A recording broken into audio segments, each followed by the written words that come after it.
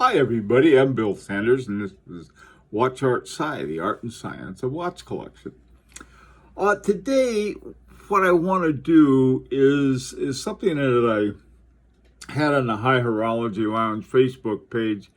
I had a Rolex Oyster Perpetual as sort of like a good working, very functional office watch, and you wear it to work every day. And here you come along, and one day you get promoted and you're moving you up to the executive suite. And so the question is that, what do you do? I mean, what would be some choices that you have? And I realized later on that, it depends on the different kinds of businesses you're in and what you're doing and so forth. Sort of for a generic one here is that something with a Rolex Oyster Perpetual, and you get kicked up to the executive office. And I was thinking of Patek, Philippe, Calatrava, and it sort of represents two clear different tiers, especially with one in stainless steel and the other one in gold. So that can make a difference. So anyway, I thought, it'll be fun. Let's take a look at some different occupations and whether this is what somebody would actually do or not is anybody's guess. In fact, what I'd like to do in the comments section, if you're in a particular area, you might be able to help us all out and give us some more insights. Anyway, so let's get started.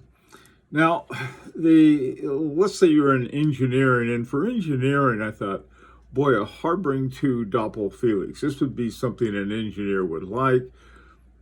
They're not crazy expensive. They're not cheap, but they're not they're not wildly expensive. And I thought, boy, this is something that an engineer would like.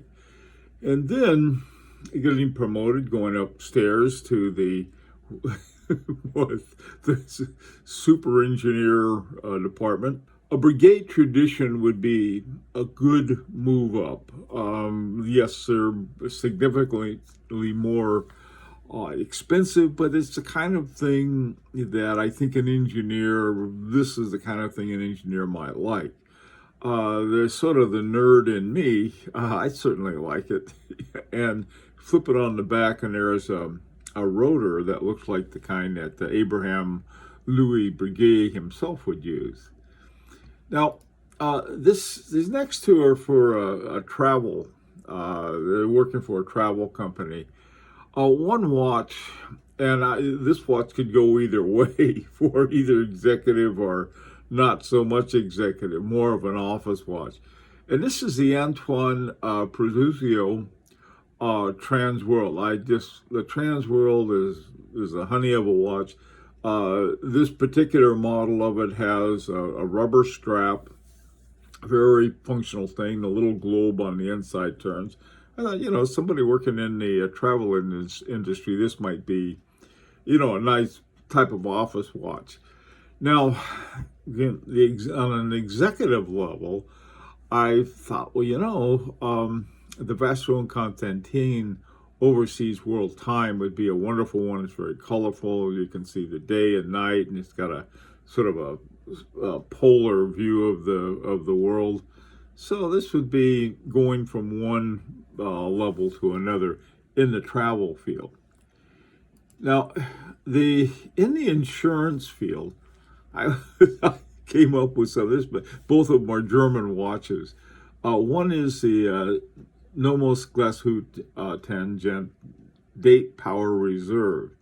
And the reason that I picked this one is that the way I see insurance companies is that everything is actuarial to some degree. And so it's a fairly precise way of business itself. You can, if it's not done right, it can run into some serious problem. But so I thought, Nomos is a serious kind of thing. Now, for getting promoted in it, the insurance companies do okay financially. And I thought, boy, a Langenheim Georg would be really a treat to have. This particular one is in platinum.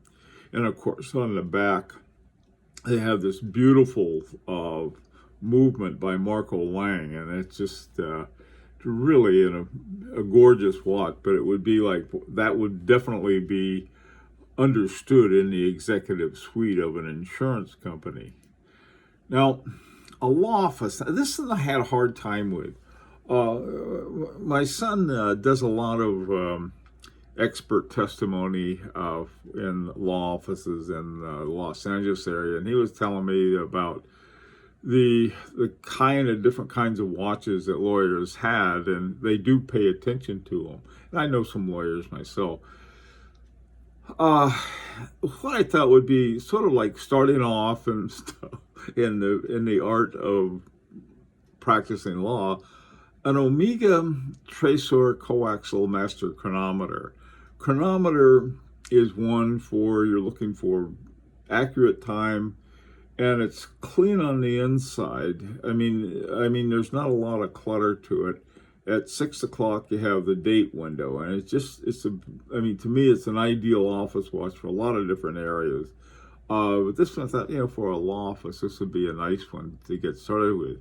Now, once one makes partner, something like an FP Journe Quatime Perpetual, it's a perpetual calendar from FP Journe. They're not inexpensive, I'll put it that way. But this would be a watch that would be, this particular one is in platinum, including the strap on it. It's probably near $100,000, but sort of lawyers, looking at each other's watches, sizing each other up. That one's got size to it. Now, this next one would be physicians. Okay, now these two watches both have a physician related to it. First of all is Jaeger-LeCoultre Geophysique True Second. Now this watch is one I had wanted for a long time. This particular one is in gold, but they have them in stainless steel for a lot less. If you're not if you're on sort of a budget physician. The thing about True Seconds is that they used to call the ones with 2 seconds doctor's watches, so they could take your pulse and think the second going around. Now, the next one is a Yacht Master 2, and you may wonder what does the Yacht Master 2 have anything to do with physician? Well, I don't know, a while back I was going through some, a routine medical procedure that they give you about every 5 years, and so they have to put you under. And the anesthesiologist had a Yacht Master 2 on it. And I thought, a Yacht Master 2 on an anesthesiologist. And one thing about the Yacht Master 2 is that they have a countdown function. So it's sort of like, all right, 5, 4, 3, 2, 1, see ya, sucker, you're out. I don't know. I just thought, besides I happen to like it too, but there was this anesthesiologist, and I was asking him about it. I said, are you a yacht? No, I don't have a yacht. So anyway, I thought that might be a good one for a physician, who's sort of moving up in the world. Now, for international trade, a couple here that I had. One was Jard Perregaux, 1966 WWTC. And this watch is great world timer. You've got everything nice and clear. It's a clean watch with a focus on the different world times. Someone involved in international trade, this is the kind of thing that you could wear on a day-to-day basis and be a great office watch, and, quick check to see what's going on in Timbuktu or wherever you're working with. Now, the Toric Hemispheres retrograde slate, this is sort of a newer version of one that I have. I have the Honda Hemisphere. And the thing about it is, beside this particular one, looks really nice, but you have, not only do you have more than a single time zone, you can set the time zone to any kind of offset you want. For example, this one, if you going to India and there's a half-hour offset from sort of the hour of other time zones, you can do it. And then you can join them when you change it up using the bottom crown. It'll change both of them, keeping that half hour. Plus, it has a day and night, and the calendar. I like hand calendars. This one has a little crescent that cups each day, and it's easy to tell. It's by the way too, the version of this, I think the first version of this came out, won a Grand Prix award. So it's really a neat watch, especially something like international trade. Now, in the financial area, I was thinking, somebody on the ground floor is going to need something more impressive than their fossil. I'll put it that way. An Audemars Piguet Royal Oak, the standard one, there's something, to me, at least in my mind, something very aggressive about people in financial markets and so forth. And so there's something about the sort of the luxury sport aspect of the Audemars Piguet Royal Oak, and this one in stainless steel. Great office watch for entry into the financial. Tells people you're not, some schmuck who just fell off the turnip truck. And then once you get into the higher finances of Wall Street, something like A. Longa und Sunda, Zeitberg date. This is serious watch. It's $90-something thousand, but it's it's seriously what you might call the financial tough guy. All right, finally, I think it's in advertising. I happen to have on my H. Moser. I thought, boy, H. Moser, they're individual. They're very different. They don't go along with the crowd. In advertising, you sort of have that creative atmosphere. And on the one hand, I have the Beauvais 1820-20, 1930 Fleurier. Love the watch. I have one. It's, in an advertising, a creative, where you got design people and so on and so forth and coming up with all these ideas.